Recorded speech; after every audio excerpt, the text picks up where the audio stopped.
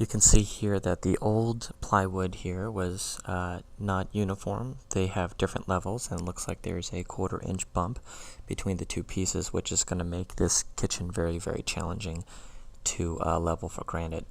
We couldn't tell how unlevel the cabinets were until we removed the white tile. Because tiles, just because they sit on a wet mortar bed, don't need to be level. Here we've laid out fresh new pieces of plywood cut 24 inches deep, and to shape. It begins the leveling process, which is going to be challenging because this is an older home, and for whatever reason, whether it's seismic activity that's caused the house to settle in a different direction or just poor craftsmanship years ago, the plywood isn't level. Here the contractor is actually beginning to drill down on the fresh plywood that we've laid into actually the cabinet frame.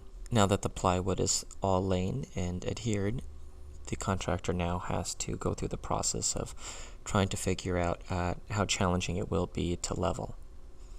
And so he's going to take a relatively long level. It appears to be at least a 3 to 4 foot level, and he is going to be taking a look from all different angles to understand places where he needs to make adjustments.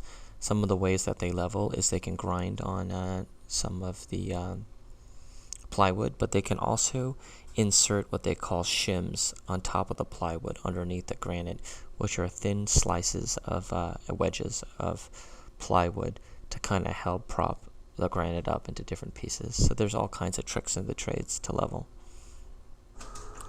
Here the contractor is starting to cut through the plywood, which he has traced out already, right, with a black marker. He's cutting out a cooktop, which most cooktops, faucets, appliances, sinks come with a paper template from the manufacturer, which they can actually trace onto both granite as well as plywood and actually make a perfect cut to get you to the exact size that you need for that particular appliance. Here the contractor is creating a paper template of a tricky corner in which he will outline for a piece of granite to be cut. In this section, he pieces together little bits of white paper and keeps taping until he ultimately molds the shape of the corners that he wants to cut. This is going to be one piece from the edge of where his foot is all the way out to the window, and it will have some kind of hexagonal shape in one big piece without a seam, which will be beautiful, but is a little bit challenging to make.